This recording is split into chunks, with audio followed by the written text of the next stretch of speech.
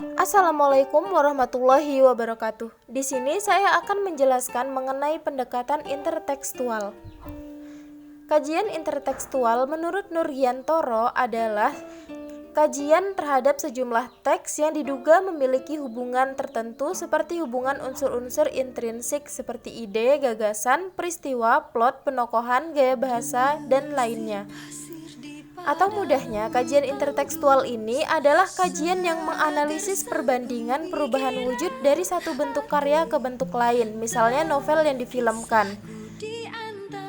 Novel Ayat-Ayat Cinta karya Habibur Rahman El-Shirazi kini sudah difilmkan menjadi film dengan judul yang sama, yaitu Ayat-Ayat Cinta juga. Dalam menganalisis hubungan intertekstual antara novel dan film Ayat-Ayat Cinta, maka dibutuhkan analisis struktur di dalam novel dan film Ayat-Ayat Cinta tersebut. Analisis struktur yang dibahas akan difokuskan pada alur, tokoh dan penokohan, serta setting saja. Baik, langsung saja. Analisis struktur yang pertama yaitu alur yang ada di dalam novel dan film Ayat-Ayat Cinta. Dalam film, alur yang digunakan itu bersifat flashback. Awalnya dimulai dari cerita masa kini, kemudian kembali ke masa lalu, dan balik lagi ke masa kini. Sedangkan yang ada di novel, alurnya itu berurutan dari awal sampai akhir. Namun hal ini tidak memberikan perbedaan yang signifikan, karena film ini digarap berdasarkan persetujuan penulis, jadi alurnya tidak akan meloncat jauh. Perbedaan antara novel dan film ini lebih terletak pada pemotongan beberapa peristiwa kecil atau dialog kecil di dalam film.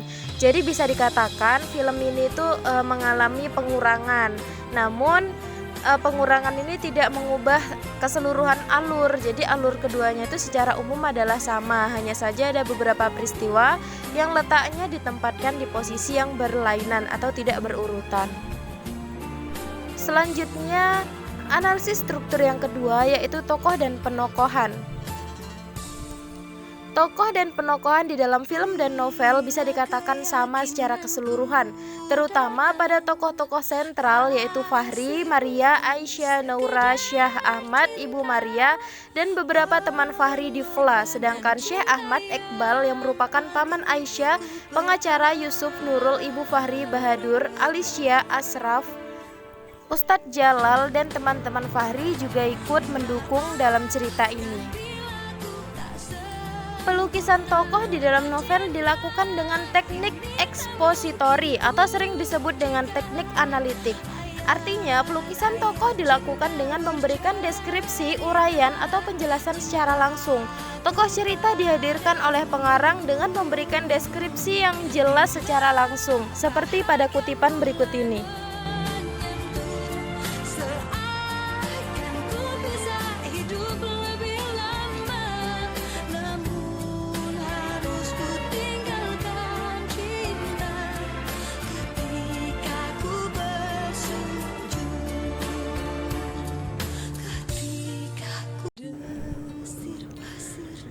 Sedangkan di dalam film, untuk pertama kali akan sulit mengetahui bagaimana karakter dari si Fahri dan Maria. Ketika Fahri sudah bertemu dengan tokoh lain, barulah bisa terkuak sedikit bagaimana karakter dari Fahri ini. Karakternya akan semakin jelas ketika peristiwa demi peristiwa telah dilalui. Pada hakikatnya, perwatakan tokoh-tokoh di dalam novel dan film itu hampir sama. Perbedaannya hanya terletak pada cara pendeskripsiannya. Di dalam film ditampilkan tokoh-tokohnya secara langsung atau secara visual, sehingga cara analitik yang dikenal di dalam novel tidak akan muncul di dalam film. Sebab tokoh-tokoh di dalam film tidak dibangun melalui kata-kata, melainkan langsung hadir di hadapan penonton dalam bentuk suara dan visual. Selanjutnya, analisis struktur yang ketiga yaitu setting atau latar di dalam novel dan film Ayat-Ayat Cinta. Latar dalam film dan novel Ayat-Ayat Cinta secara umum terjadi di Mesir, di sebuah negara dengan universitas tertua di dalamnya, yaitu Universitas Al-Azhar. Tokoh utama novel ini yaitu Fahri diceritakan sedang menempuh studi S2 di Mesir. Di kota inilah kisah perjalanan manusia dalam mendapatkan cita dan cintanya berlangsung. Namun terdapat perbedaan dalam menampilkan latar pada novel dan juga pada film Ayat-Ayat Cinta, yaitu yang pertama, yang di dalam novel, bangunan latar yang kuat dideskripsikan dengan sangat terurai dan jelas, sehingga pembaca yang tidak pernah menginjak Mesir pun seolah-olah akan bisa membayangkan penggambaran yang jelas mengenai wilayah Mesir, penduduknya, cuacanya, transportasinya, makanan, dan kekhasan menjelma menjadi imajinasi yang kuat di dalam diri pembaca novel. Dan itu tidak begitu kentara di dalam film. Misalnya saja pada kutipan novel berikut ini, bukan sekedar cinta, pengorbanan cinta yang agung ku pertaruhkan.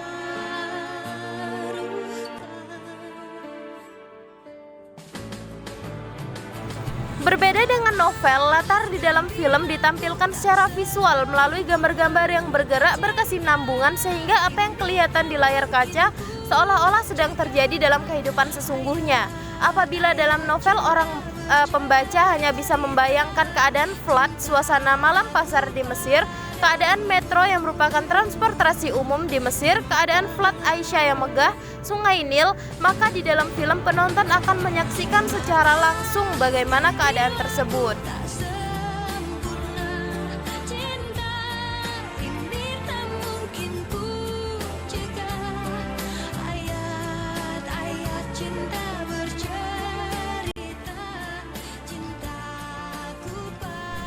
Perbedaan antara novel dan film Ayat-Ayat Cinta tidak terlalu mencolok karena film Ayat-Ayat Cinta menganut secara umum novel yang terlahir terlebih dahulu. Hal itu dapat dilihat dari alur penceritaan. Dalam film ada beberapa peristiwa yang ditambahkan dan dibalik posisinya. Peristiwa yang satu mendahului peristiwa yang lain. Selain itu, dialog juga diperkuat untuk menciptakan efek latar. Tokoh dan penokohan keduanya juga hampir sama. Bedanya dalam film, tokoh dan penokohan lebih terasa konkret karena divisualisasikan melalui gerak dan gambar. Begitu juga dengan setting kejadian. Antara film dan novel memiliki perbedaan yang keduanya memiliki kelebihan masing-masing. Perbedaan yang terjadi di dalam film tentu saja memiliki alasan. Semuanya dilakukan demi kebaikan karya tersebut, sehingga tidak ada sebuah karya pun yang kosong tanpa makna. Baik itu novel maupun film pasti memiliki makna.